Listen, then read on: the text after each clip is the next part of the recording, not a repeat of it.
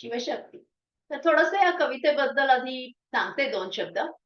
अ, मी आध्यात्मिक वगैरे अजिबात नाहीये आणि बऱ्याचदा मी विचार करायचे, की आपण जे करतो, ते सगळं कशासाठी करतो? म्हणजे कशासाठी आपण उद्याची आशा ठेवायची, कशासाठी स्वप्न बघायची, कशासाठी जगायचं, कामही कशासाठी करायचं? खरं तर प्रश्न तिथून चालू झाला. काम कधीच मला करावसं वाटायचं नाही, तर हे उद्याचं हे स्वप्न काय आहे आणि ही सृष्टी कशाला चालवायची आपण? त्याहून थोडंसं ईझियर मार्ग घेता आला तर बरा, असं विचार करता एक दिवस ही कविता मला सुचली. आणि ही कविता आहे, ती घेऊन जातीये आपल्याला शिवशक्तीच्या शयनगृहात. तर ऐका आणि बरेच रस आहेत या कवितेत. पाची, शृंगार रस, विरह रस, प्रेमरस सगळे रस आहेत आणि या सगळ्या षड्रिपूंचं काम, क्रोध, मद, मोह, मत्सर सगळ्याचं मी परामर्श घेतला आहे आणि अतिशय मॉडर्न भूमिकेतून घेतलेला आहे. तर आपण ऐकूया. चांदण भरल्या चंद्रमोहिनी, चांदण भरल्या चंद्रमोहिनी, धुंद रतीच्या रात्री. चांदण भरल्या चंद्रमोहिनी, धुंद रतीच्या रात्री. अनंग रंगा, सुधांशु गंगा, अर्थोन्मीलित नेत्री. थोडेसे अवघड शब्द आलेले आहेत या कवितेमध्ये. कारण कविता हिंदीत लिहायची होती मला, पण ती अर्धी मराठीत लिहिली गेली आणि शब्दसंपदा अपुरी पडली कुठेतरी, तर संस्कृत शब्द वापरले गेले मध्येच. पण मी जशी आहे तशीच ठेवली. तर अनंग रंगा म्हणजे काय आहे? तर अनंग रंगा म्हणजे प्लुटॉनिक लव्ह, राइट? तर जिथे आपला मनाचा हा सहभाग असतो प्रेमामध्ये, तर त्याला अनंग रंग म्हणतात.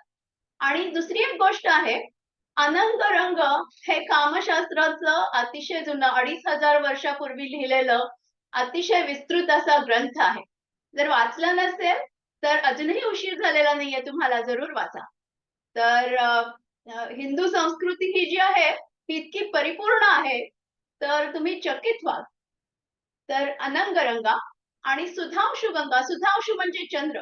तर चंद्राचा प्रकाशाची जी गंगा आहे, जी डोळ्यामध्ये असते, खरोखर तुम्ही असता प्रणयामध्ये, प्रेमामध्ये, तर त्याला सुधांशु गंगा म्हटलेलं आहे. तर ऐकूया. चांदण भरल्या चंद्रमोहिनी, धुंद रतीच्या रात्री. अनंग रंगा, सुधांशु गंगा, अर्धोन्मीलित नेत्री. तुझ्याही नकळत प्रकट होतसे कुंडलिनी तव गात्री. तुझ्या अंतरा कान पटावी, तुझ्या सतीची खात्री. झंकार झणी हुंकार होतसे, झंकार झणी हुंकार होतसे, ओंकार शंकरा भासे. आदि प्रियकरा महाशंकरा, आदि प्रियकरा महाशंकरा. कशा क्षणाला कशा फेकसी, विपरीत नियतीचे फासे. निज हस्ते तू उलट फिरवसी, निज सदनाचे वासे. ते स्वतःच्याच हाताने तू स्वतःच्या घराची घुळघाण करतोय, असं शंकराकडे माझी तक्रार आहे. आणि ज्यांनी शिवचरित्र वाचलंय आणि आपल्या घरात पण आहेत, प्रत्येक घरात आहेत, शिव आहेत, शक्ती आहेत, तर काही वेगळी नाही आहे ही कविता. तर पुढचं ऐका.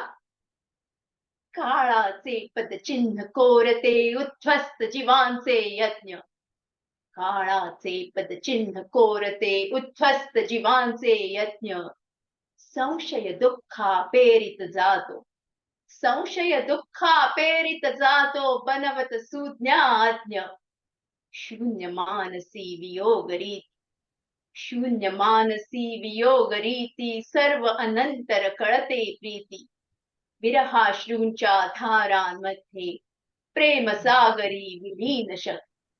तर हे शून्य मानसी म्हणजे अतिशय शून्य मनाची अवस्था आहे, विमनस्क अशी अवस्था आहे शंकराची झालेली, अशी पूर्वीची आख्यायिका आहे.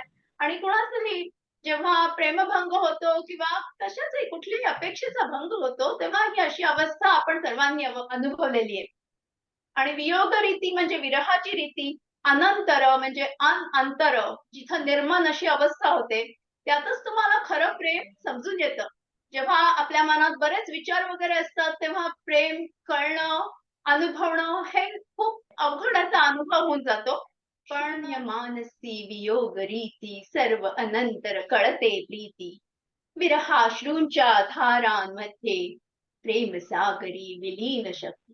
दुसरी एक गोष्ट अनुभवण्यासारखी आणि नोटीस करण्यासारखी आहे. स्त्रियांचं प्रेम आणि पुरुषांचं प्रेम ह्याच्यात किती जमीन अस्मानाचा फरक आहे हे पण मी चितारतीये या कवितेत.